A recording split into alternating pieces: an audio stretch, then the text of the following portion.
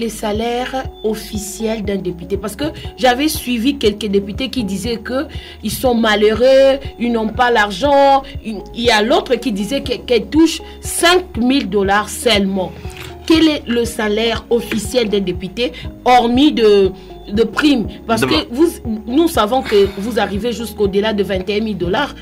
Voilà, madame, je crois que moi je suis ce qu'on appelait Lingala Moulangia Pembe. Moulangia Pembe, papa. Je pense que les salaires de nos dirigeants doivent être connus publiquement. Ouais.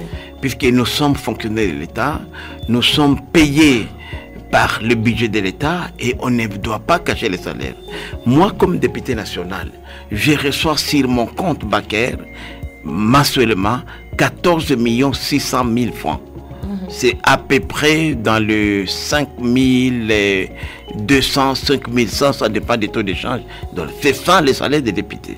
Mais à part ça, il y a ce qu'on appelle les logements. Oui. Les logements, je suis à peu près à quelque chose comme 1 000 $, mais les soins médicaux, on ne reçoit pas. C'est ça vraiment. Et les 7 500? Les 7 500, moi je ne connais pas les 7 500. Il y en a pas. Les 1500?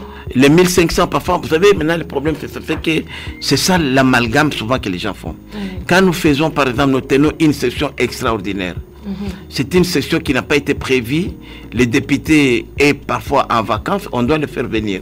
Et à ce moment-là, on donne une prime aux députés. Ça peut être 1 000 $, ça peut être 2 000 $. Lorsque nous travaillons dans les commissions, comme moi par exemple, je suis membre du bureau de la commission. Au-delà du salaire des députés, je reçois 1 326 $ comme membre du bureau de la commission. Nous, nous travaillons jour et nuit. Pendant que les autres attendent le plénière, nous travaillons.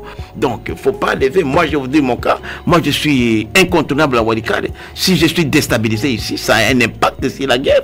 Les fronts à Walikale, je gère 2 milliers de Wazalendo qui ne croient qu'à Willy Michiki. Mon mot d'ordre de compte, si je suis déstabilisé, ce n'est pas bien. C'est pourquoi moi, en tant que leader de Wazalendo, je n'ai pas voulu me mêler là-bas pour que cela ne puisse pas avoir un impact sur les fonds militaires, parce que les Wazalendo pourraient me suivre dans mes aventures politiques, et j'ai voulu dissocier le fait que je suis un député et le fait que je gère aussi quand même les patriotes VDP, et pour qui j'ai beaucoup d'admiration, puisque Dieu seul sait si le VDP n'existait pas aujourd'hui, c'est que ce pays serait arrivé devenir aujourd'hui. Nous ne sommes pas des radicaux, mais je pense moi que la fin de la guerre sera une fin militaire. Il faut absolument continuer aujourd'hui à renforcer notre position militaire, puisque aussi longtemps que nous n'aurions pas récupéré les espaces occupés par l'agresseur, là, tout ce que nous faisons sera du bluff. Parce qu'aujourd'hui, ce qui se passe à l'Est, c'est vraiment, madame, ça nous révolte.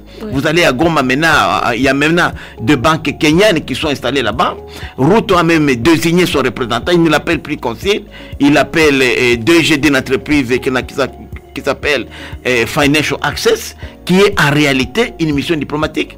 Aujourd'hui, on a violé la réglementation de la Banque centrale, puisque nous avons des banques qui fonctionnent chez nous. Aujourd'hui, ils ont même dit qu'ils ne reconnaissent plus même les diplômes d'État qu'on a de livrer. Ils ont même demandé à tous les enfants qui ont obtenu les diplômes d'État de reprendre, et ceux qui ont fait la fête de reprendre.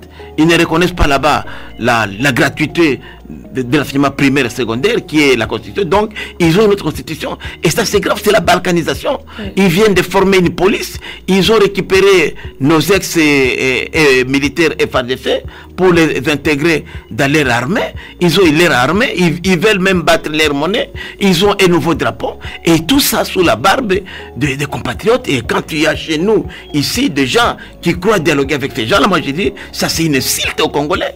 Quand je vois les évêques catholiques, je vois les pasteurs aller embrasser les sanguinaires, les nangs et consorts, moi je dis, allez voir s'agenouiller devant le Kagame pour que Kagame leur obtienne des rendez-vous auprès de Macron, du président Macron. Moi je dis, c'est la trahison.